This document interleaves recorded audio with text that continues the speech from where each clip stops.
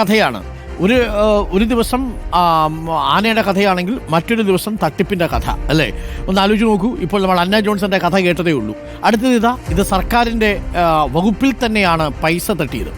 ആരോഗ്യ വകുപ്പിൽ ലക്ഷങ്ങളുടെ വെട്ടിപ്പ്. ഹരിപ്പാട് കാരുണ്യ കമ്മ്യൂണിറ്റി ഫാർമസിയിലാണ് ഇൻചാർജ് എസ് മുരളികുമാർ 31 ലക്ഷം രൂപ തട്ടിയെടുത്തത്. രേഖകൾ റിപ്പോർട്ടിന് കിട്ടി. മോഷ്ടിച്ച പണം തിരിച്ചടച്ച് കൊടുത്തുള്ള മരുന്ന് സംഭരണ കേന്ദ്രത്തിലേക്ക് മാറ്റി നടപടി അവസാനിപ്പിക്കുകയായിരുന്നു ആരോഗ്യവകുപ്പ്. കേരള മെഡിക്കൽ സർവീസ് കോർപ്പറേഷനുണ്ടായ 3 ലക്ഷം രൂപയുടെ നഷ്ടം തിരിച്ചടച്ചില്ലെന്ന് നിയമസഭാ രേഖയിൽ പറയുന്നു. 2024 ജൂണിൽ ചോദിച്ച ചോദ്യത്തിന് നിയമസഭയിൽ മറുപടി നൽകാതെ മന്ത്രി വീണ ജോർജ് പൂഴ്ത്തി. തട്ടിപ്പിനെ കുറിച്ച് അന്വേഷിച്ച ധനകാര്യ പരിശോധനാ വിഭാഗം ഉദ്യോഗസ്ഥരെ മുരളികുമാർ ഭീഷണിപ്പെടുത്തിയിട്ടും ഒരു നടപടിയും എടുക്കാൻ ആരോഗ്യവകുപ്പ് തയ്യാറായില്ല. Reporter breaking. TV പ്രസാദ് ചേരുന്നു കൂടുതൽ വിവരങ്ങളുമായി. TV Prasad, good morning. TV Prasad, എങ്ങനെയാണ് ഈ മുരളികുമാർ തട്ടിപ്പ് നടത്തിയത്? അതെന്തുകൊണ്ടാണ് മന്ത്രി അറിഞ്ഞിട്ടും അറിയാതെ നടിച്ചത്? എന്താണ് നമ്മൾ മനസ്സിലാക്കുന്നത്? Arun, good morning Arun. നമ്മുടെ ഹരിപ്പാട്ട് കാരുണ്യ കമ്മ്യൂണിറ്റി മെഡിക്കൽ ഷോപ്പിലാണ്, കാരുണ്യ ഫാർമസിയിലാണ് ഈ തട്ടിപ്പ് നടത്തിയിരിക്കുന്നത്. നമുക്കറിയാവുന്നതുപോലെ കാരുണ്യ ഫാർമസിയിൽ ഓരോ ദിവസവും ലക്ഷക്കണക്കിന് രൂപയുടെ മരുന്ന് വിൽക്കുന്ന സ്ഥാപനമാണ് നമ്മുടെ കാരുണ്യ ഫാർമസികളെല്ലാം. അവിടെ ഹരിപ്പാട്ടാണ് എസ് മുരളികുമാർ എന്ന് പറയുന്ന ഇൻചാർജ് 2022-23 കാലയളവിൽ 31 ലക്ഷം രൂപ തട്ടിയെടുത്തത് എന്നതാണ്. ഇക്കഴിഞ്ഞ ജൂണിലാണ് ഇത് സംബന്ധിച്ചുള്ള ചോദ്യം IC ബാലകൃഷ്ണൻ MLA നിയമസഭയിൽ മന്ത്രി വീണ ജോർജിനോട് ചോദിച്ചത്. പക്ഷേ മന്ത്രി വീണ ജോർജ് അതിൽ മറുപടി പറയാൻ തയ്യാറായില്ല. ആദ്യം ഒന്നും അപ്ലോഡ് ചെയ്തില്ല. കഴിഞ്ഞ ദിവസം മാത്രമാണ് ഈ ചോദ്യത്തിൻ്റെ മറുപടി എല്ലാവർക്കും കിട്ടുന്ന രീതിയിൽ അപ്ലോഡ് ചെയ്തത് എന്നതാണ്.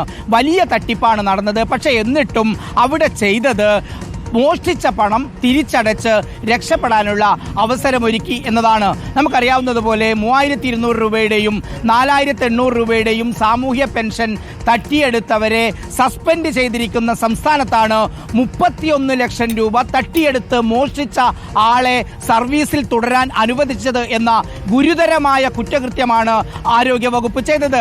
ആകെ എടുത്ത നടപടി അരുൺ, ഹരിപ്പാട് നിന്ന് തൊട്ടപ്പുറമുള്ള വണ്ടാനത്തുള്ള മെഡിക്കൽ സർവീസസ് കോർപ്പറേഷന്റെ സംഭരണശാലയിലേക്ക് മുരളികുമാറിനെ സ്ഥലം മാറ്റി എന്നത് മാത്രമാണ്. തീർന്നില്ല അരുൺ. ഇവിടെ ഈ കാരുണ്യ ഫാർമസികളിൽ ധനകാര്യ വിഭാഗത്തിന്റെ പരിശോധനയില്ല. പിന്നെ എങ്ങനെയാണ് തട്ടിപ്പ് കണ്ടെത്തുക എന്ന ചോദ്യമാണ് പ്രധാനമായും ഉയരുന്നത്. ധനകാര്യ വിഭാഗത്തിന്റെ പരിശോധന ഇല്ല എന്ന മറുപടി വീണ ജോർജ് തന്നെയാണ് ഈ ചോദ്യത്തിന് മറുപടിയായി നിയമസഭയെ അറിയിച്ചിരിക്കുന്നത്. അങ്ങനെയെങ്കിൽ അരുൺ, സംസ്ഥാനത്തെ പല കാരുണ്യ ഫാർമസികളിലും ഇത്തരത്തിലുള്ള തട്ടിപ്പ് നടക്കാനുള്ള സാധ്യതയുണ്ട്. ആളുകളിൽ നിന്ന് പണം വാങ്ങിക്കും, ആ പണം തിരിച്ചടക്കാതിരിക്കുക, അങ്ങനെയാണ് ഈ തട്ടിപ്പ്. അങ്ങനെ എത്രത്തോളം ആളുകൾ തിരിച്ചടക്കാനുണ്ട് എന്നുള്ള ഒരു പരിശോധനയും ധനകാര്യ വിഭാഗത്തിന്റെ ഭാഗമായി നടത്തുന്നില്ല എന്നുള്ളതാണ്. ഈ മുരളികുമാറിന്റെ കാര്യത്തിലേക്ക് വന്നാൽ ഇതിനെക്കുറിച്ച് അന്വേഷിക്കാൻ ധനകാര്യ പരിശോധനാ വിഭാഗത്തിൽ നിന്നും വിളിച്ച ഉദ്യോഗസ്ഥയെ ഭീഷണിപ്പെടുത്തുന്ന സ്ഥിതിയുണ്ടായിട്ട് കൂടി മുരളികുമാറിനെതിരെ ചെറുവിരലനക്കാൻ ആരോഗ്യമന്ത്രിക്കോ വകുപ്പിനോ കഴിഞ്ഞില്ല എന്നുള്ളതാണ് സങ്കടകരമായ ഒരു കാര്യം. എന്തായാലും 31 ലക്ഷം രൂപ തിരിച്ചടച്ചിട്ടുണ്ട്. പക്ഷേ അതിന്റെ പലിശ ഇനത്തിൽ കേരള മെഡിക്കൽ സർവീസസ് കോർപ്പറേഷന് വന്ന നഷ്ടം, ആ നഷ്ടം തിരിച്ചടച്ചില്ല എന്നുള്ളതാണ് നിയമസഭാ രേഖയിൽ നിന്ന് വ്യക്തമാകുന്നത്.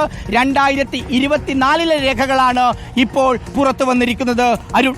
അതായത് നമുക്ക് അതിനകത്തൊരു ക്ലാരിറ്റി കൂടി വന്നാൽ, ഈ മുരളികുമാർ എങ്ങനെയാണ് ഈ 31 ലക്ഷം രൂപ വെട്ടിച്ചതെന്നാണ് മനസ്സിലാക്കുന്നത്.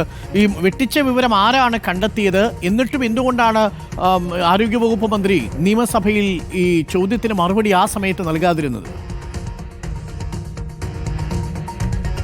അരുൺ, ഇതിൽ ധനകാര്യ വിഭാഗത്തിന്റെ പരിശോധന ഇല്ലെങ്കിൽ പോലും സ്റ്റോക്കും അതുപോലെ തന്നെ അവിടത്തേക്ക് കൊടുത്ത സ്റ്റോക്ക്, അവിടെ നിന്ന് തീർന്ന മരുന്ന്, അതുപോലെ തന്നെ അവിടെ നിന്ന് തിരിച്ചു കിട്ടിയ പണം, ഈ പണം അതാത് ജില്ലകളിൽ ഒത്തുനോക്കുന്ന ഒരു സ്ഥിതിയുണ്ട്. അപ്പോഴാണ് ഈ ഗുരുതരമായ വ്യത്യാസം കണ്ടത്. അതായത് ചുരുക്കം പറഞ്ഞാൽ അരുൺ, അവിടെ നിന്ന് ഒരാൾ മരുന്ന് വാങ്ങിയാൽ, ഞാൻ പോയി മരുന്ന് വാങ്ങിയാൽ എൻ്റെ പണം സർക്കാരിലേക്ക് തിരിച്ചടക്കാതെ കയ്യിൽ വെക്കുന്നു എന്നുള്ളതാണ് ഈ തട്ടിപ്പിന്റെ രീതി. അതായത് കിട്ടിയ പണം കയ്യിലേക്ക് മാറ്റുന്നു.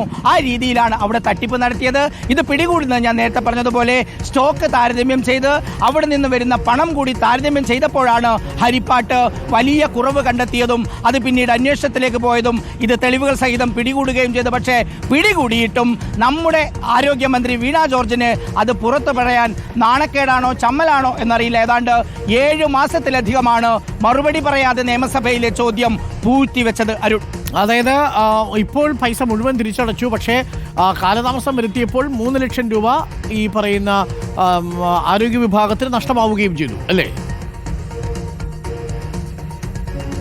അതെ, അത് തന്നെയാണ്. അതായത് 31 ലക്ഷം രൂപ 31,33,000 രൂപ എങ്ങാനുമാണ് അതിന്റെ കൃത്യ കണക്ക്. നമുക്ക് അത് രേഖകളിൽ അത് കാണാം. ആ പണം ഇവർ തിരിച്ചടച്ചു. പക്ഷെ തിരിച്ചടച്ചു കഴിഞ്ഞാലും യഥാർത്ഥത്തിൽ മറ്റാരെങ്കിലും ആയിരുന്നുവെങ്കിൽ അപ്പോൾ തന്നെ നടപടിയെടുക്കേണ്ടതാണ്. ഇവർ സ്ഥിരം ജീവനക്കാരൊന്നുമല്ല അരുൺ. സാധാരണഗതിയിൽ ഈ പറയുന്ന കേരള മെഡിക്കൽ സർവീസസ് കോർപ്പറേഷൻ നമുക്കറിയാവുന്നതുപോലെ 90% ജീവനക്കാരും താൽക്കാലിക ജീവനക്കാരാണ്. അവരെ പറഞ്ഞു വിടാൻ ഒരു ബുദ്ധിമുട്ടുമില്ല. പക്ഷേ മുരളികുമാറിന്റെ കാര്യത്തിൽ പറഞ്ഞു വിട്ടില്ല എന്ന് മാത്രമല്ല, ഒന്ന് സസ്പെൻഡ് ചെയ്യാൻ പോലും തയ്യാറാവുന്നില്ല എന്നുള്ളതാണ് ഇതിന്റെ ഗുരുതരമായ ഒരു കാര്യം. ജീവനക്കാരനാണ്, സ്ഥിരം ജീവനക്കാരനല്ല, എന്നിട്ട് പോലും നടപടിയില്ല അല്ലേ? അത് തന്നെയാണ് അതിലെ ഗുരുതരമായ കാര്യം. അരുൺ, നമുക്കറിയാവുന്നതുപോലെ കേരള മെഡിക്കൽ സർവീസസ് കോർപ്പറേഷനിൽ ഏതാണ്ട് 300-ലധികം വരുന്ന താൽക്കാലിക ജീവനക്കാരുണ്ട്. അതിൽ തന്നെ സ്ഥിരം ജീവനക്കാരായുള്ളത് വിരലിലെണ്ണാവുന്നവരാണ്. നമുക്ക് നേരത്തെ അറിയാം, PPE കിറ്റിന്റെ ഒക്കെ വെട്ടിപ്പ് നടക്കുന്ന സമയത്ത് അത് മുഴുവൻ കൈകാര്യം ചെയ്ത ഫിനാൻസ് ഓഫീസർ പോലും താൽക്കാലിക ജീവനക്കാരാണ്. ആ വിവാദത്തിന് ശേഷം അവർ പിന്നീട് പിരിഞ്ഞു പോകുന്ന സ്ഥിതിയുണ്ടായി. കരാറുകാർ മാത്രം കൈകാര്യം ചെയ്യുന്ന നിലയിലേക്കാണ് കാര്യങ്ങൾ വരുന്നത്. ഈ കരാറുകാരാണെങ്കിൽ ഏതെങ്കിലും രീതിയിൽ പാർട്ടി റെക്കമെൻഡോടുകൂടി വരുന്നവരാണ്. അവർ വലിയ പവർഫുൾ ആണ്. അതുകൊണ്ടായിരിക്കണം ഒരുപക്ഷെ മുരളികുമാറിന്റെ കാര്യത്തിലും ഇത് ഉണ്ടായത് എന്നതാണ് മനസ്സിലാക്കുന്നത്. ഫാർമസികളിൽ ഈ എക്കണോമിക് ഓഡിറ്റ് ഈ ഫിനാൻസ് ഓഡിറ്റ് നടക്കുന്നില്ലേ? അത് തന്നെയാണ് മന്ത്രി പറഞ്ഞത്. അതാണ് ഇതിലൊരു ഗുരുതരമായ കാര്യവും. മന്ത്രി ഈ മറുപടിയിൽ തന്നെ വ്യക്തമായി പറയുന്നുണ്ട്, ധനകാര്യ പരിശോധനാ വിഭാഗത്തിന്റെ പരിശോധനകൾ ഈ കാരുണ്യ ഫാർമസികളിൽ നടക്കുന്നില്ല എന്നുള്ളത് തന്നെയാണ്. മറ്റു തരത്തിലുള്ള ഓഡിറ്റുകൾ മാത്രമേ ഉള്ളൂ. സാധാരണഗതിയിൽ ഇത്തരം വലിയ തട്ടിപ്പ് പിടികൂടുക ധനകാര്യ പരിശോധനാ വിഭാഗത്തിന്റെ ഓഡിറ്റിലാണ്. എന്തുകൊണ്ടാണ് ധനകാര്യ പരിശോധനാ വിഭാഗത്തിന്റെ ഓഡിറ്റ് നടക്കാത്തത് എന്ന ചോദ്യമാണ് ഇതിൽ ഗുരുതരമായി ഉയരുന്നത്. അവിടെ ആലപ്പുഴ ജില്ലയിൽ ഗൗരവമായ ഒരു പരിശോധന അവർക്ക് നടത്താൻ കഴിഞ്ഞതുകൊണ്ട് മാത്രമാണ് സ്റ്റോക്കിലും അതുപോലെ തന്നെ അടച്ച പണത്തിലുമുള്ള വേരിയേഷനിൽ ഈ തട്ടിപ്പ് പിടികൂടാൻ കഴിഞ്ഞത്. ഇത് എല്ലാ സ്ഥലത്തും കഴിയണമെന്നില്ല. പക്ഷേ ഇതിന് ഉത്തരവാദിത്തപ്പെട്ട ഒരു സംവിധാനമുണ്ട്, ധനകാര്യ പരിശോധനാ വിഭാഗം. അവരെ ഇനി അങ്ങോട്ടേക്ക് അടുപ്പിക്കാത്തതാണോ എന്ന കാര്യത്തിലാണ് സംശയമുള്ളത്. ഈ വാർത്ത നമുക്ക് ഫോളോ ചെയ്യേണ്ടി വരും അരുൺ. എന്തായാലും മെഡിക്കൽ സർവീസ് കോർപ്പറേഷനിൽ അങ്ങനെ ഏതെങ്കിലും തരത്തിലുള്ള വീഴ്ചകളും അഴിമതിയും ഉണ്ടെങ്കിൽ അത് പുറത്തു കൊണ്ടുവരണം. ആ അഴിമതിയും വീഴ്ചയും ഒക്കെ ആരോഗ്യവകുപ്പ് മന്ത്രി കണ്ടില്ലെന്ന് നടിക്കുന്നതാണോ, അതല്ല അറിഞ്ഞിട്ടും അറിയാതെ പോകുന്നതാണോ, അറിയാത്തതാണോ, ഇതെന്താണ് ഈ സംഭവം എന്നുള്ളത് നമുക്ക് പ്രേക്ഷകരുടെ ശ്രദ്ധയിലേക്ക് കൊണ്ടുവരികയും വേണം. TV പ്രസാദാണ് നമുക്കൊപ്പം ചേർന്നത്.